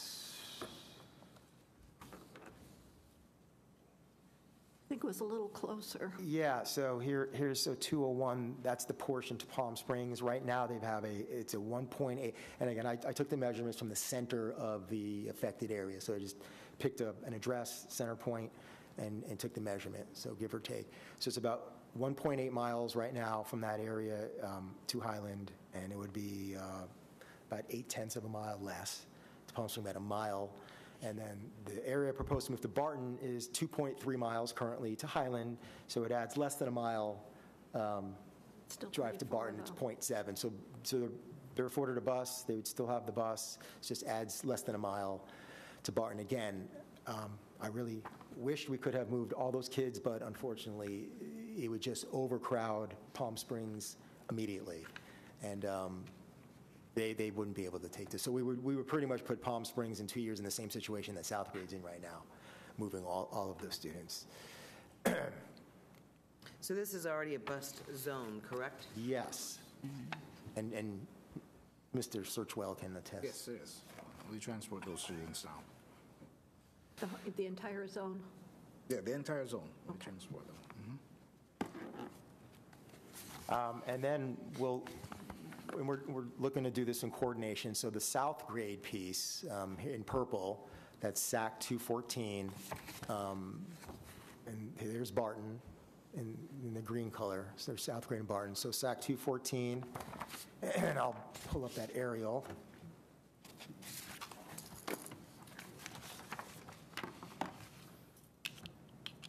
So the blue, you can see there's Lake Worth Road, there's I-95, there's 3rd Avenue South. So the line would, the attendance zone would be established at 3rd Avenue South. Right now it's the entire SAC. So we would establish that line and there's a large number of students. We couldn't, too many to move to Barton at once. And plus, we didn't want to under-enroll South. There's a lot of students in the SAC. So you've got, and then the FEC Railroad right here. So we're looking at establishing that zone at 3rd Avenue South. And in terms of the distance, I don't believe it was a substantial. So the South Grade portion, right, so it's about a mile from the center of that area proposed to move. It's about a mile right now to South Grade. It would add 0.3 a mile to Barton, so not much of a So there's still additional walkers. distance. Unless there's a hazardous walk zone that I'm not aware of, but. You're going to walk to Barton? Well, the 2 mile is that's the, No, so they're walkers to South Grade, there'll be bussers to Barton, correct? Still only well, it's still within 2 1.3. miles. 2 miles. And again, If they're walking across a railroad track. Oh, they're going to walk to Barton. no, You've got the FEC railroad you had there. well, right, right now to get to arrive at South Grade, you have to cross the railroad track. So again, the only way the transportation is provided, and Shane can attest to that, is if there is under the 2 miles, if there's a hazardous walking condition. That's it. No. So they are bused. If there's a hazardous walking that's designated in that area, we would bus them. If there is not a hazardous walking, then we would. But they're not bused now. So the kids within the 2 mile walk zone are not bused now. So 214B, the railroad tracks is not considered hazard, so they're walkers? 214B. No, they're all walkers in that area. Because they're going now to South Grade, correct? Yes, to South Grade. They're all going to South Grade. Yes. Which is below the railroad Right. tracks. So they're proposing to go to Barton. Either way, it's railroad tracks. No, I'm sorry, Jason, can you show the aerial with the railroad tracks again, Not please? to South They're all Grade. walkers now. The railroad's on the east side. Yeah, the railroad's on the east side, and Barton is located Due south. So right now, they're going over west the railroad. west of the railroad. They will be tracks. Oh, okay. Yeah, they're all walkers now. We know that for a fact. But what's the distance? 1.8 to 1.3. 3 miles. That is in the study. I think right now it's one. So again, from the center of that portion proposed to move, right now it's 1 mile to South Grade. The shift to Barton would be 1.3 miles. Wow. And that was the center, so some will be a little closer, some a little further, but I have to use 1 point. All the walkers. From the map, Barton looks like it has a huge zone. It does. It's It has got a large the zone, park, yeah. the park, the college. The lake. Yep. It is a large attendance zone. It's geography. But it's But it only is at a- it- 61%. it is an under-enrolled school. It has a- Why is that? Because you know they're not going to want to move their kids there if it's only My at 61%. understanding is they have a large, a needy population, English as a second language, so they like to keep that school within those lower numbers so they can adequately provide good services. And I don't know if we're at that point of the conversation yet, so I'll let Jason finish because I had some follow-up questions. And also, most of that is the college and the park right below it. There's nobody living in there, so it looks Yeah. really big, but Right, there's... that's There why are- I was asking. there. Yeah, there are swaths that there aren't many students. Yeah, you're correct, Virginia. But, Well, is 221 the airport? County Air Park, whatever it's called? No, 232. 221 might be the airport. 221? Yes. The SAC? Probably, Yeah. the Lantana Road right there. I'd have to But double. isn't it east of Lynn? And John Prince. John Prince Park, and then right Right. north of that, the college. And then 212 is PBCC. Right. 11 to 13 would be the junior college. Junior college, is dating me. So we could take a quick look at the numbers. So right now, this is the without change. And I want to clarify, existing fourth graders entering fifth grade in SY 1920, as we typically propose, and their current K through third grade siblings attending those particular schools, either Barton or South Grade, are not proposed to move. So we allow the fourth graders and their siblings to remain at their current schools. And even when the fourth grader becomes a fifth grade next year, matriculates out, those siblings can finish up at the school. Now, with or without transportation is a board decision. But right now, for next year, the projection is Barton at 60%, and then the next 2 years, Barton at 59 and 58.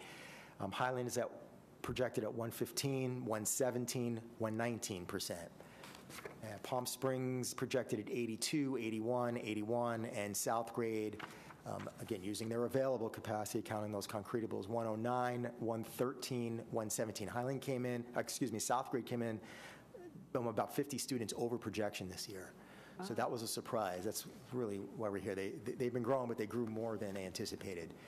So that increased their trajectory. So the first year was about 100 students from Highland to Barton, 114 Highland. Again, those were the fourth graders. We looked at the fourth graders, anticipated they would remain. And then the second and third year would be larger shift numbers because then you'd have the full complement of K-5. You wouldn't have any of the fourth graders remaining any longer. So with the change, you can see it balances the enrollment. Barton becomes 79%, was 60 up to 79. Highland then decreases to 95, Palm Springs 93, South Grade at 87. Again, 98% of fish, which is a nice fish number, and 87% available. Then the subsequent year, we've got Barton, then you'd have the full complement K-5, 82%.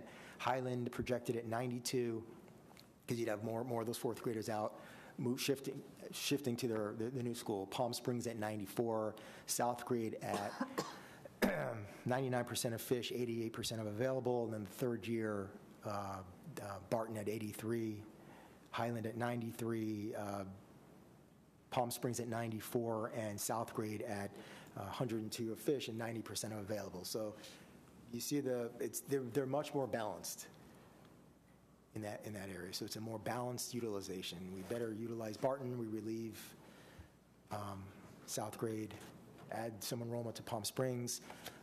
I've communicated with all the principals. Communicated with Palm Springs. Are you okay taking additional students? We've confirmed. We've talked to the regional superintendents as we're required to do per policy, because although we're looking at numbers on paper, there's also the academic side. So we needed to make sure adding students to schools didn't have an adverse effect there. So that's and then there's the data. We went over the distance. The feeder pattern doesn't really affect. Highland will still feed 100% to Lake Worth Middle. South Grade will still feed 100% to Lake Worth Middle. It'll just change.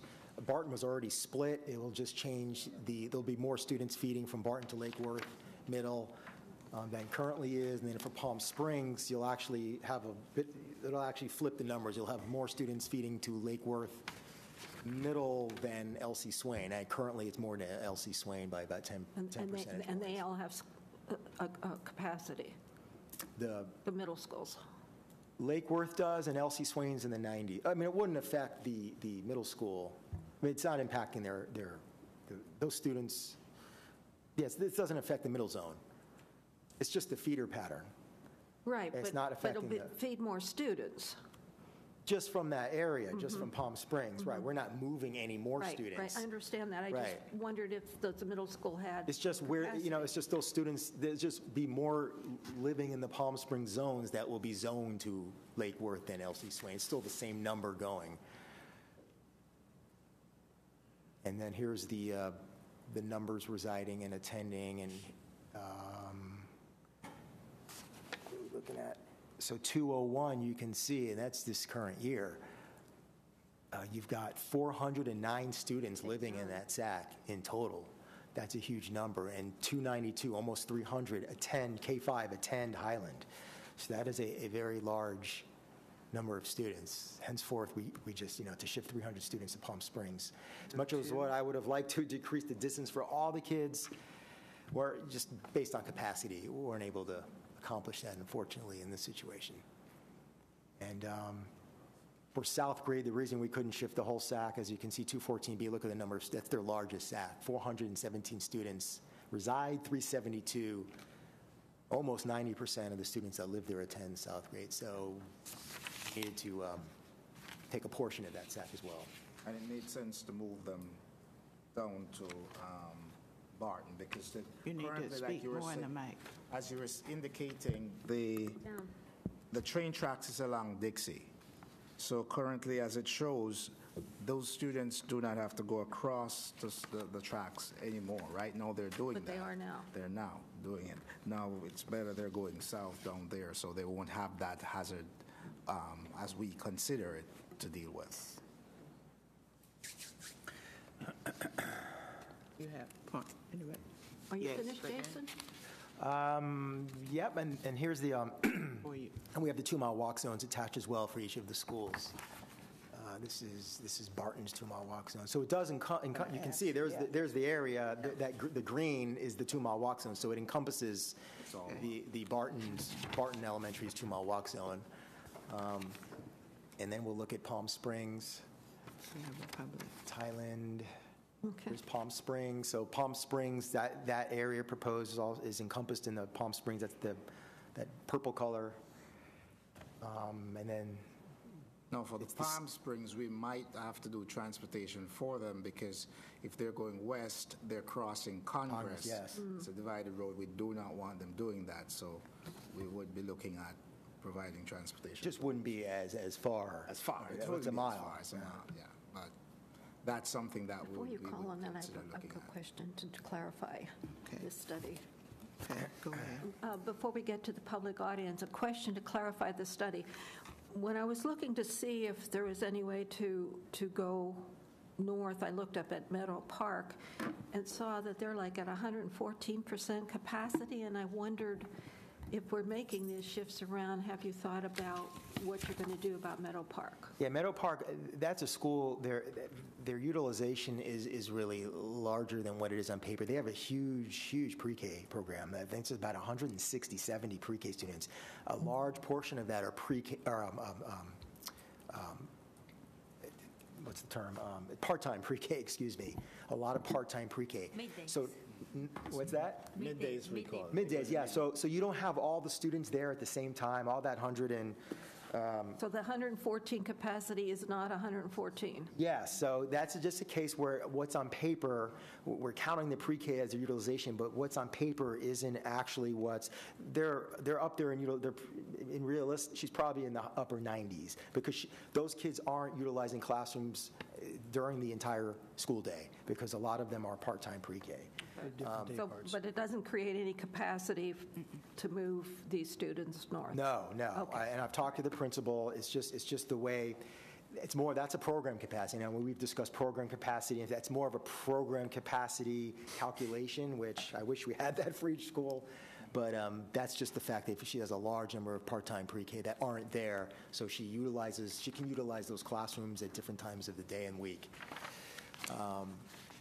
Well, when we don't have capacity at other schools, it's put the district in the position of really having pre-K center schools because they have to go somewhere, even as young as 3.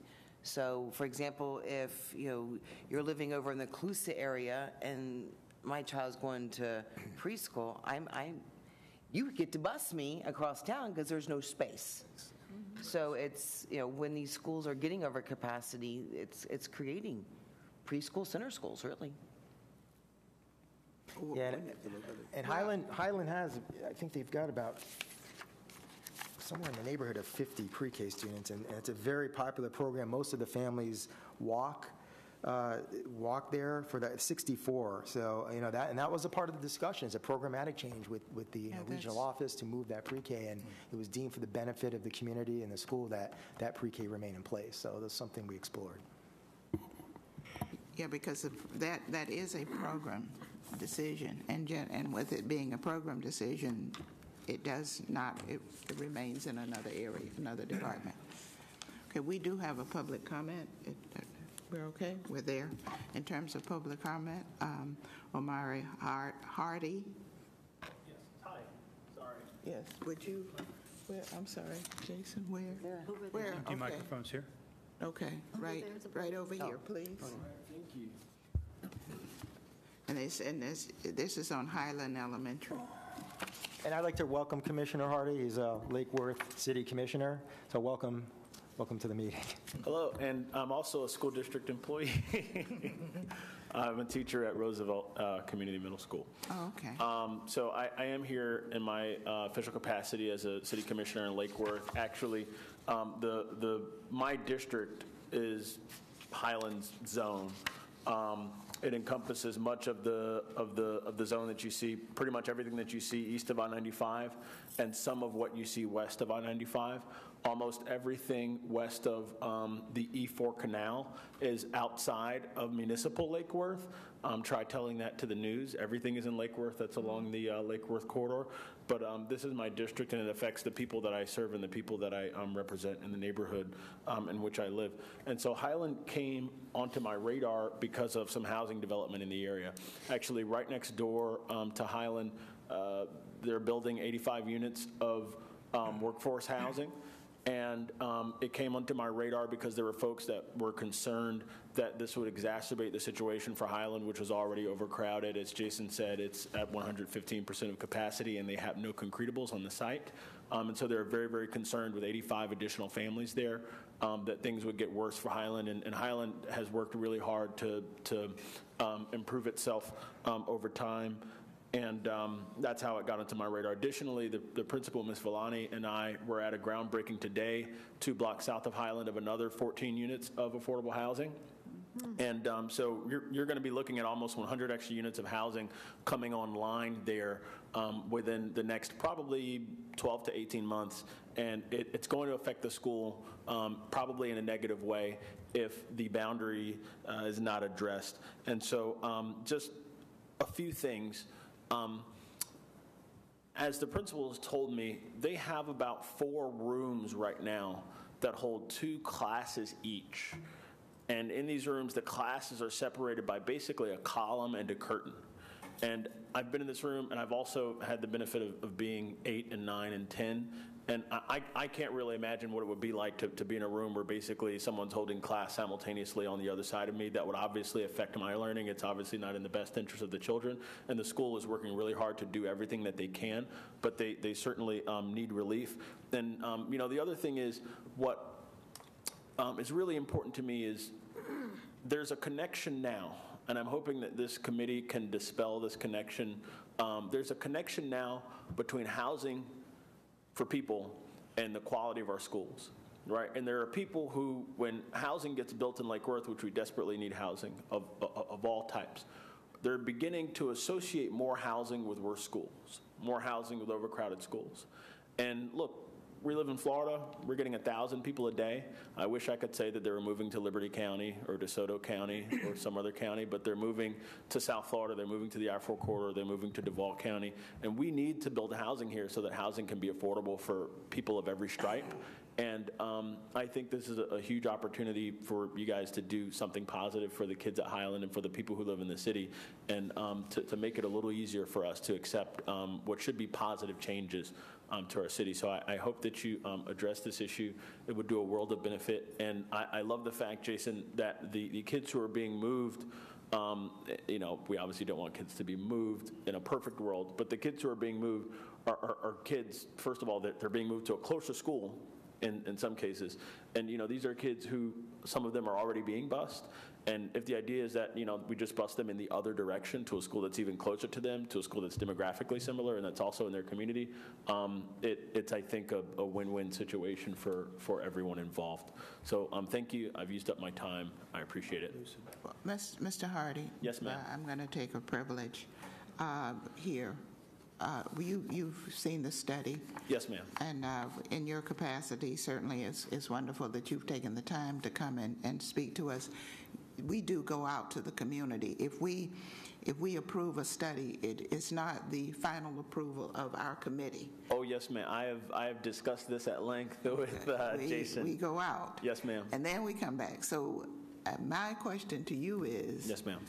Where do you stand on this study that is being proposed to us right now? I support it. Okay. And I believe that my residents would support it.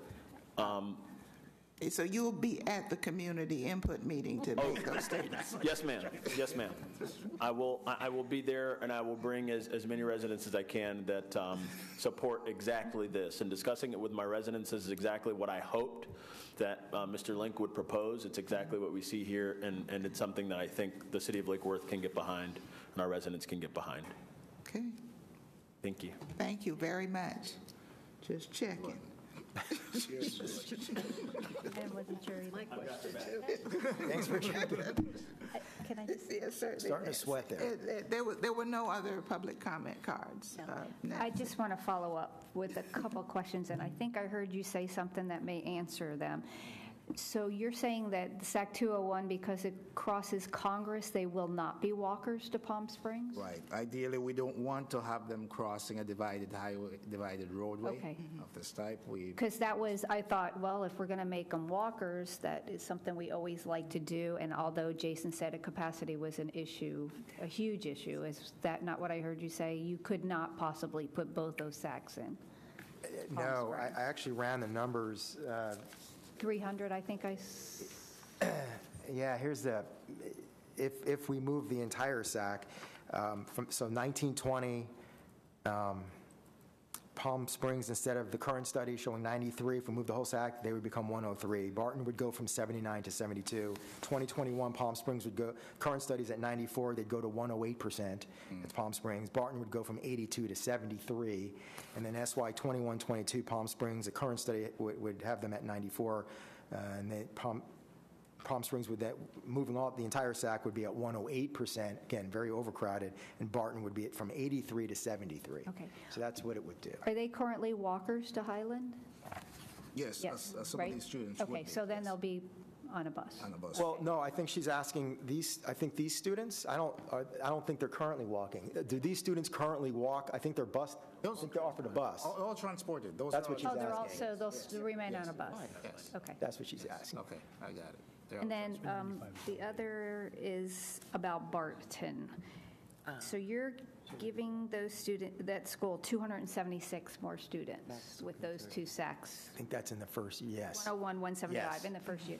Yes. So my understanding is that Barton is a struggling school. They have a language population that's a struggling school. Have you talked with the principal, and what is her reception to getting so many more students at her school? Even though her capacity is low, we all know that sometimes the capacity is low to provide a better service. I did. I actually spoke with the principal. I spoke with the regional superintendent as well, Dr. Salzman.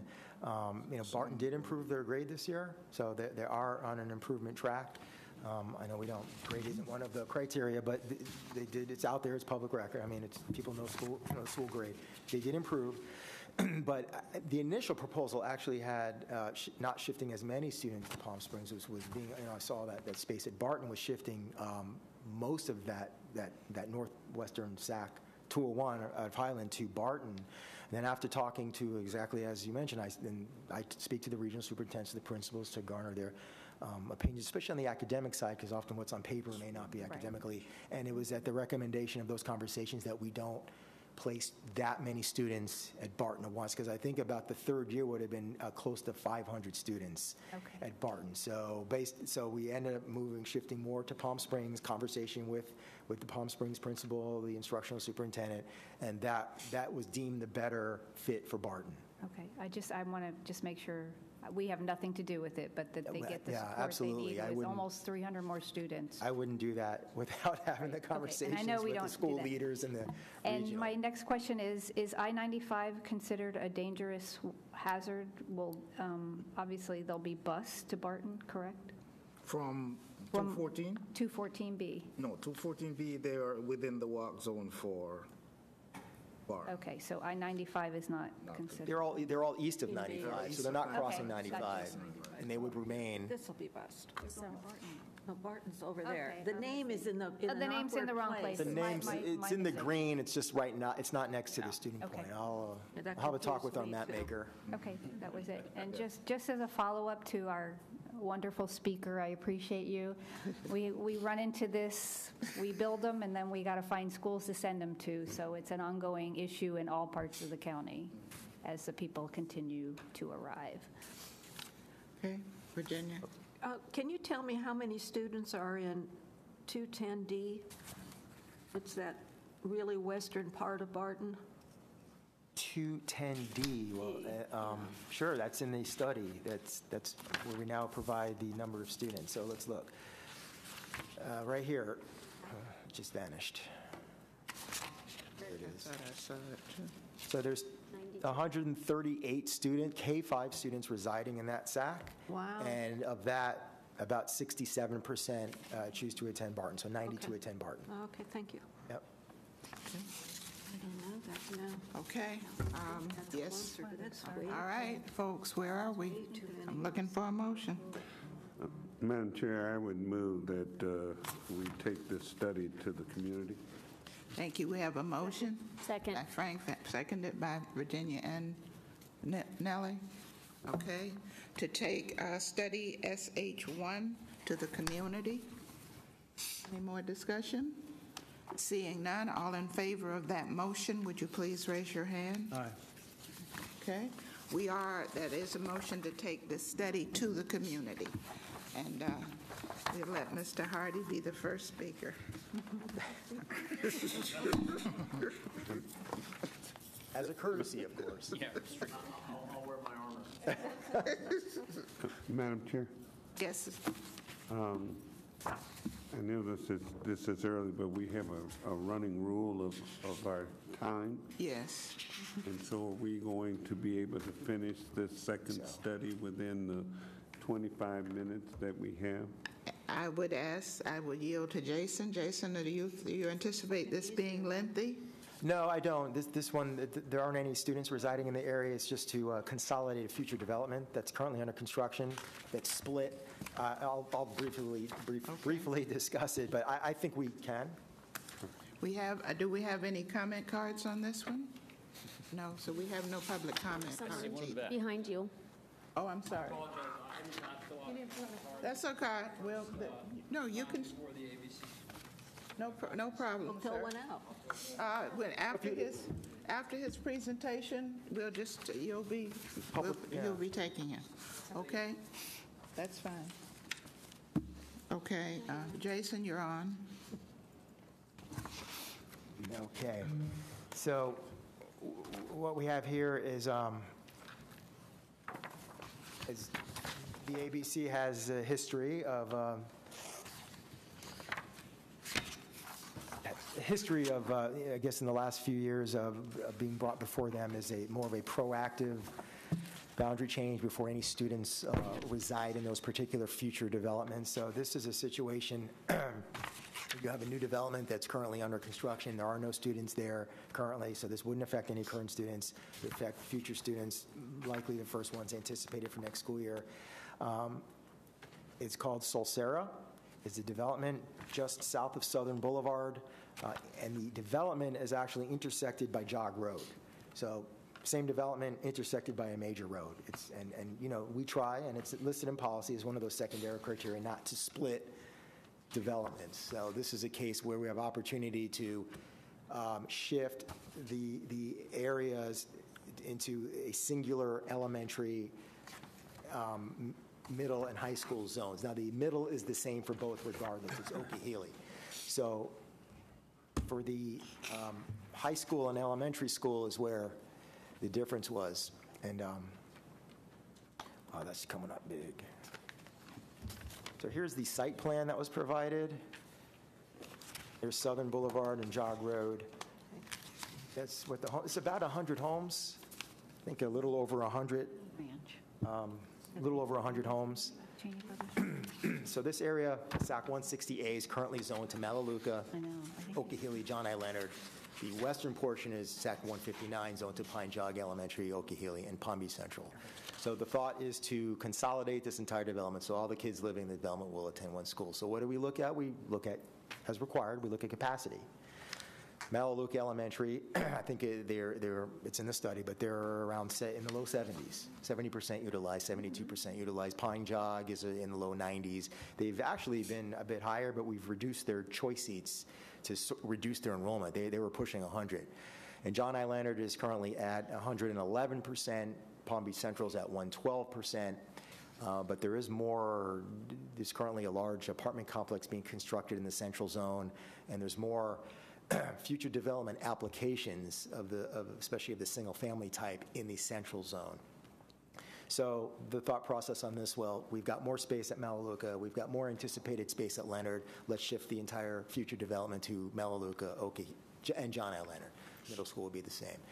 So that's what the proposal does before any student lives in the development. We consolidate that new development so that the entire development is zoned to one elementary, middle, and high school. Is that a gated community? I don't know if it's going to be gated. It will be, yes. It will be, okay. It will be. There'll be entrances off both, there's the entrances, you can see, there'll be entrances off both sides of Jog Road. The developer actually brought this to our attention, asking, hey, our development's split, is there any way we can consolidate? And I said, well, let's take a look at it, and yeah, it was split, and we tried to avoid that, and this was an opportunity before students move in to proactively consolidate the development. So let's look at the study. And there isn't a large impact. I mean, there aren't. It's a little over 100 homes. Aren't. And really, people don't like to go. A lot of students that are going to be, you know, it's not like on the scale of an Alton or an Arden or Westlake or that scale. You know, we're talking thousands. But you can see Melaleuca is currently at 71% utilization and Pine Jog's at 94%. And you look at the projection, Melaleuca at 72, at 70, Pine Jog at 96 and 97. So you have a school close to 100, and you have a school that has plenty of seats to take additional students. And the same with Leonard and Central. Projections at 111, 114, 112, and 13, and then 113 and 115. And, you know, we're not.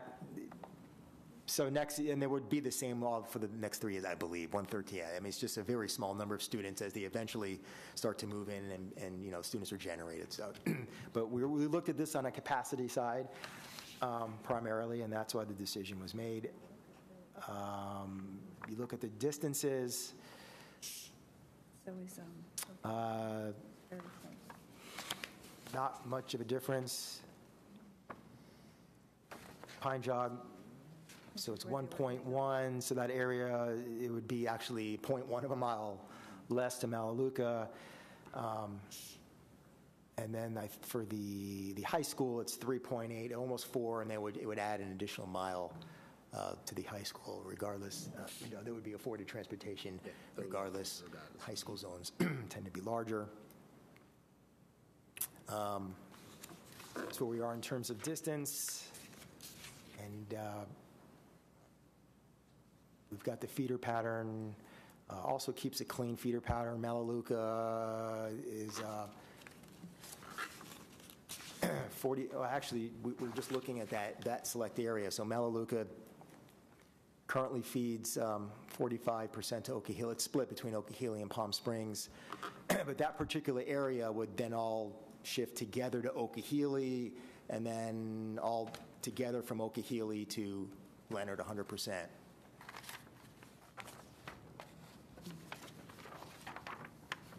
That would be the entire development if it shifts.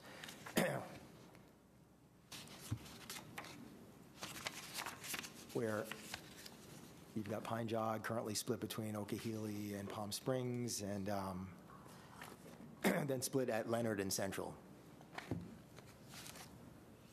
So it's a clean feeder there. They'd all be elementary, 100% to the same middle, and then 100% to the same high. And then we've got the 2-mile walk zone. So happy to answer. Well, sorry. Yeah, we've got public. Yeah, we have a public comment card. Mr. Gregory P., could you please tell us your name and? It's Greg Pettibon. I'm sorry. It's. Maybe someone. No idea. You can, okay. Good evening. My name is Gregory Pettibon. I'm with Mattamy Homes.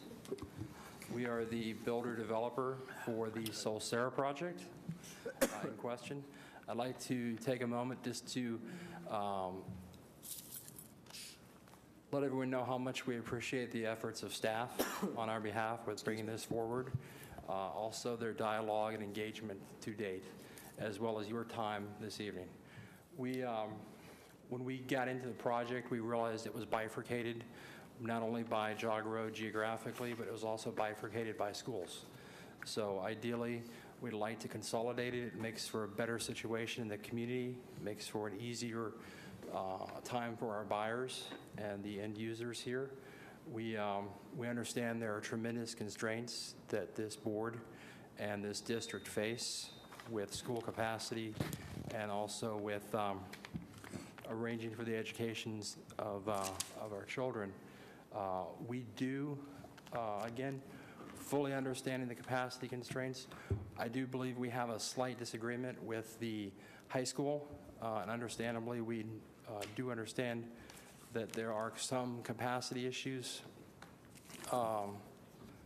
that are somewhat similar in the high schools, the two options, but I do think that our preference, if preference can be brought into bear, would be to go to, I believe it's Central Palm Beach, and also to Pine Jog.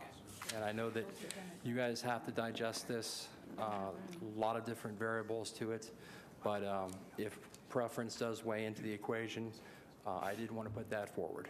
Thank you all very, very much. Feeder pattern issue. Okay, it's the feeder pattern. Yeah.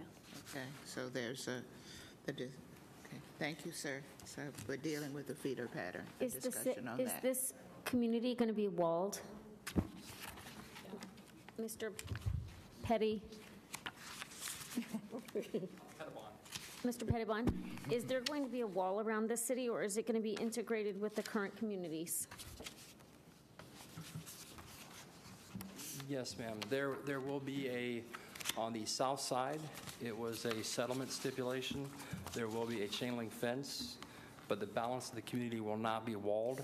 There'll be landscape berms and hedges, and then from a vehicular standpoint, it will be gated. Feeder pattern. The only reason I ask is because when I lived in Boynton Beach on Northeast 8th Avenue, Northeast 7th Avenue went to Atlantic. This was before Boynton Beach High School was built. And Northeast 8th Avenue went to Santa Lucius. So the elementary school, they let us choose because we could go to Galaxy, Forest Park. It was kind of crazy back in the 90s.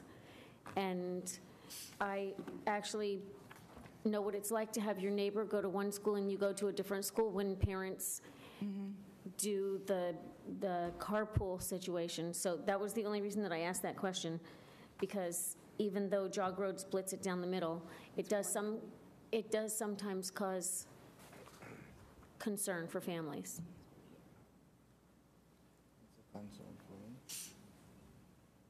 And I'll step down for your discussion, but please, if you have any further questions, thank you. Yes, okay. In Yes. looking at it from a transportation perspective, when we have Jog Road splitting the development, it always concerns us because the students on the left-hand side of the block will have to cross Jog to go to Melaleuca. And they're within the walk zone, so technically we're not required to provide transportation for them. But seeing that they're elementary school kids, it's just a tough situation to say we expect them to cross Jog Road. And are the parents going to be willing to drive them over there, or will they be requesting that we make that a hazardous transportation and transport those students? I don't know how we're going to. So that's going to be a possibility. It's something that we certainly have to look into. Well, especially, I'm familiar with the location of this, and that's also an entry to Southern Boulevard, and it is extremely busy road. See where I'm talking about. Yes, so I wouldn't want my children to be crossing The same that thing road. would happen, though, if they went to Pine Jog. They still have to cross. Yeah. Either way, They're crossing regardless. regardless. What's the next They're both located east of Jog Road. Right. So even now, to get to Pine Jog, those kids would still have to cross Yeah. Jog. So Just I think you'd be looking- in the same I think we'd be in the same transportation yeah. situation. It's just, I see it as I'm sure you can see where I'm concerned with it. Because Yeah, it's just the location of these two schools. They're both east Both of there. Jog, and you just have the development split at Jog. So it's But they would be walking to Choley Lake? I think so. But then it buys into the argument where now you have the one development splits into two schools, and right. carpooling becomes a problem. It's just, not in the, And it doesn't appear that there's an entrance on the west side. They'd still have to go out the east side and come on down, jog, or walk. and these students would have to cross to get to Choly Lake. Right, they would That's- have to they're still gonna cross jog. If you wanted to keep them together. Right. Yeah, and then Choly Lake's a little further, and Choly Lake isn't in the zone. I'd have to start changing the zone up. Yeah. It's either. I think because the builder's building it as one development instead of using Jog Road to say, well, this is this and this is that. That's I curious. am a little more in favor of, sending them to the same school. It's, you're buying into, and you know me, I'm not the developer-friendly person, but it's a future thing. So when they buy, they know they're going to the same school. They're not going to say, oh, you live, what's it called, Which Solera? side, west side, east side? Sarah. Solsera, oh, are you west or east? And then you become a little bit of a separate, so I could Well, support that's it. sensible. The developer bought the land knowing there was a major thoroughfare down the center. And this PUD looks like it was designed in May. We're hearing about this in November. Certainly they knew long before they bought it, well before they platted it. I agree. So the capacity of the development is defined in, on the sheet here? The future development. What were the total number of homes? But Greg? 106? Sorry, this, just for the clarification. The total unit count is 109 single-family homes. Okay, 109. They're roughly about 50-50 Okay. between the two sides. Thank you. So 109. Okay. And that's not going to generate it. I mean, the generation rate isn't 100 homes isn't going to generate Okay. a lot of students. Virginia? I had a similar thought as down the road here. He knew right away that they were separated. They're separated for all other reasons because of Jog Road, but I have no problem keeping them together, but we should acknowledge that you knew that when you bought it. But where I do differ with your request to change to Pine Jog and Central High School, I do believe you should be staying, the school should be staying at Melaleuca and John I. Leonard. That's my feeling. Well, it's just an even flow.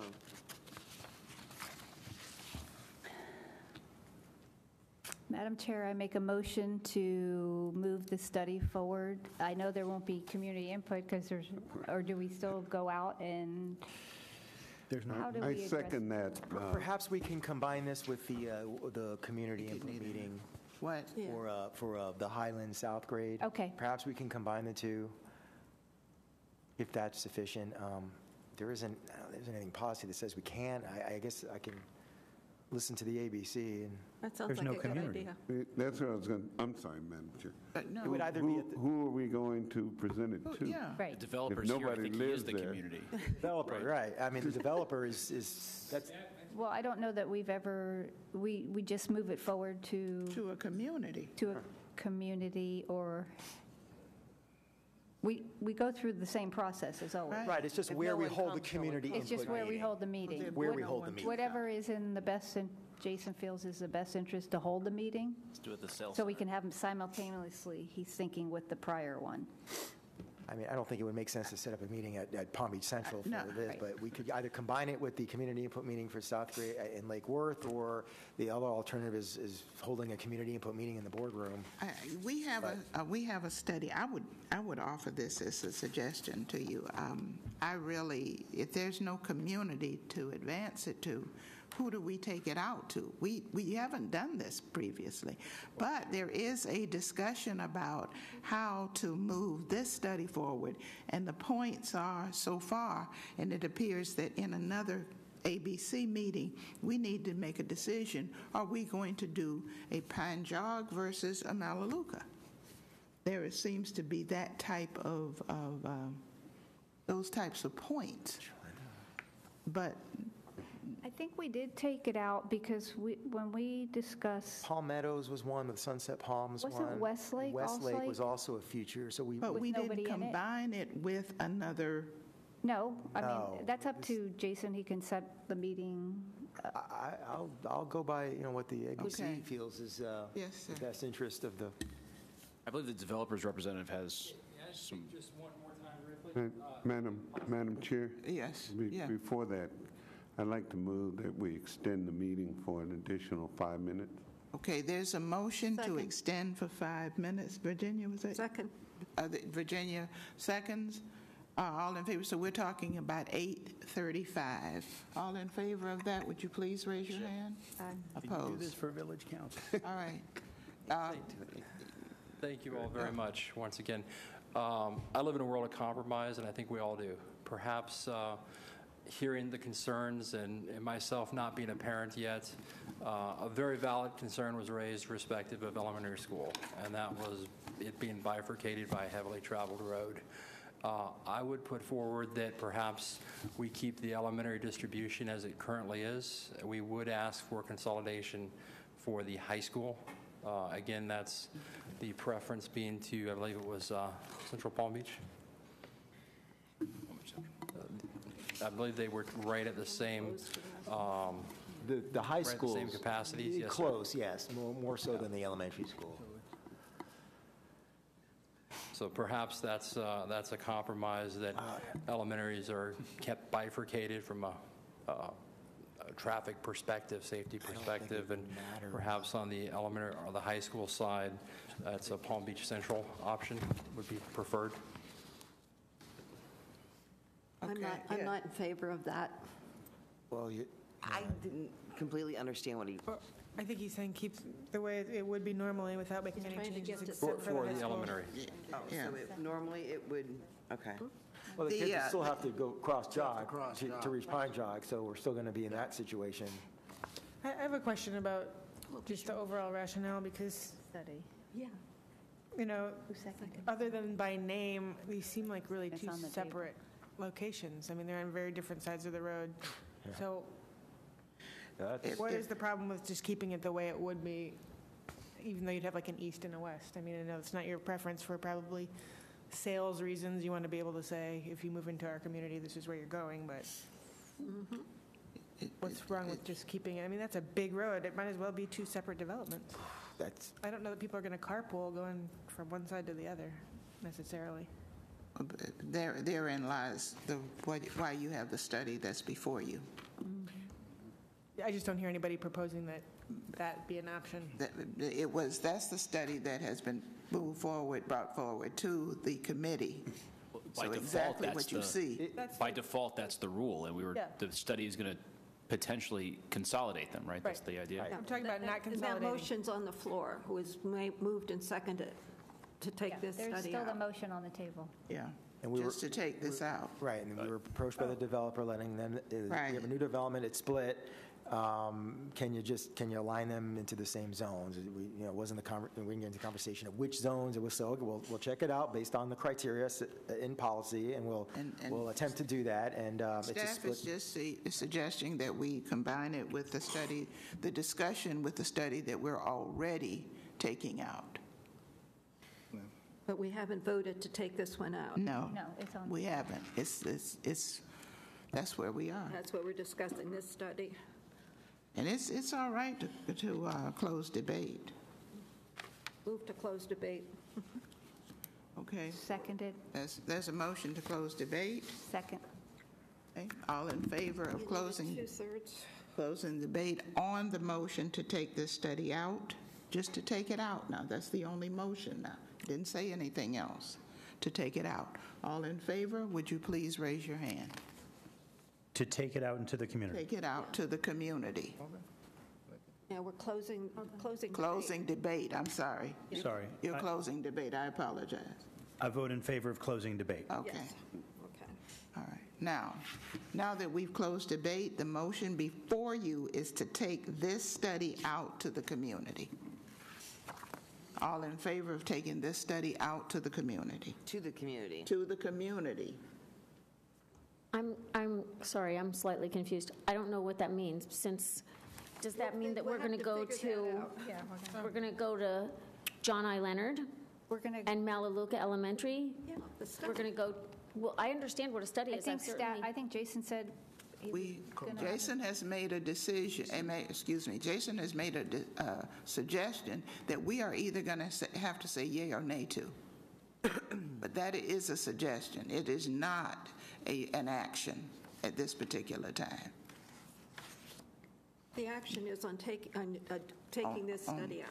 That's the I action. don't know what that means. Yeah, because there is no community. I have a hard time voting on that because There is no because it is community. divided by a really large road, and my concern about your next-door neighbor going active.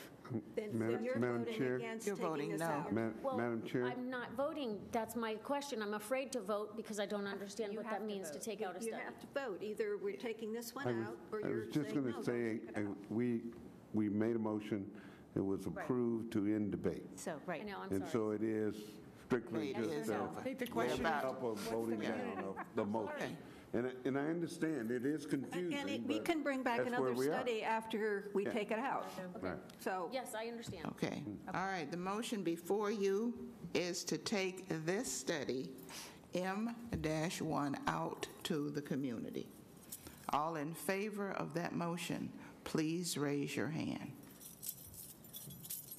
I don't understand it either. Opposed to that motion, please Opposed. raise your hand. Can you just hold them a little bit longer? Okay. Can I pull the amendment, or can I pull the action? Okay. No. Thank you. Okay. What is the vote? I guess he could. 3, 6.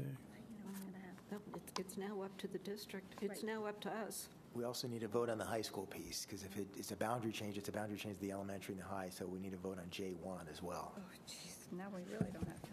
I thought we were doing Because this that is as a changing package. boundaries for elementary and high. My motion meant to be the whole. Okay. So instead of M1, it was M1 and J1. Yeah. Yes. Was that the intent of the chair? That's the intent. Okay. Yes. What is the vote? 5 in favor and 3 not in favor. All right, so the motion passes that this study, M1, and the maker of the motion has said that we are taking M1 and J1 out for community input. Please, committee, say what does that mean? May I ask what that means, Madam Chair? It means that this study is going to go out for discussion to the community. Now the issue is what community? The developer. And do we do them as a merged group in one hearing? Jason, you had a suggestion. Well, it's either we combine that with the meeting to be held in Lake Worth, the Highland South Grade Why not? meeting, being there aren't any families or students residing in that community yet, or we would have to hold a separate meeting in another, either here in the boardroom or at a My space. understanding is I don't think it makes Roberts sense. allows for the chair to make a motion. Is that, am I correct? The new Roberts, may I need to, I would move that we would take these studies out for community input in concert with the previous study, so that there can be community input and therefore the process can be continued. Second. Now, you can discuss. Madam Chair, looking at the areas that we're talking about, would it be feasible to actually have the meeting to open it up to the community here at the district, which is closer to that development, and those schools if they choose to come? It may be parents that are thinking of moving in there, or parents that don't want that community going to, I mean, I don't know. I don't live in that direct area. We would follow the same protocol that we follow all the time in reference to notifying a community. Is that not correct? Yes, and the only community member we would notify would be the developer at this point. Would you notify the SACs of the schools affected? Do we? No. No, okay. No. Oh, And the developer's here Yes, now. Right. correct. Okay. Okay? So there would be an opportunity again to speak. Understood. Is that, okay, the motion is before you. All in favor of that motion, would you please raise your hand? Oppose? Confused. Yeah, I'm confused. All, please Can you please raise your hand again for in favor of that motion? Because it wasn't, I can't see. Oh, sorry. We're joining all the studies into one. One meeting. One meeting, not one study. Carla, Nellie's got it. Kathy. Okay, Nellie.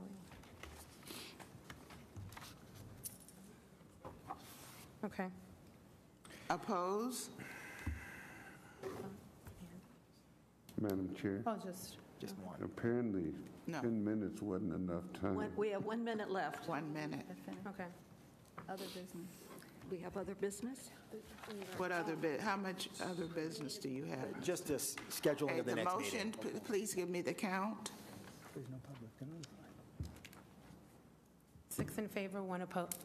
6 in favor, 1 opposed. Is that everyone voting? No. Give me a count of the number I of have persons. Virginia in favor, Roseanne in favor, Carla in favor, Kathy in favor, Nellie in favor, Frank in favor, Nancy and Nancy in favor.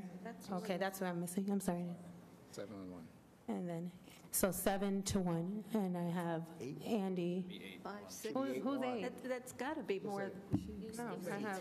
I did put my hand up. It's this whole We have side. 10 members Cynthia. present, so. I didn't get Cynthia, I'm sorry. When are we meeting? It's everybody but 1, 2. Andy. How about that? This is good. Okay. Always. Okay. All right. Okay, Frank, what have you done? Tell me. I move for adjournment, Madam Chair. The only thing that needs, okay, there's a motion to adjourn. That's privilege. All in favor of the adjournment? Oh, we have one more thing, next meeting, You've got an agenda item. scheduling the next meeting. Schedule the next meeting. Can we? Let me just throw up the calendar. Can we just do the scheduling of the next meeting? That's the only thing That's we it. have. Yes. That's it. I promise. And you'll be told about the community input. So we are December, let me pull my calendar.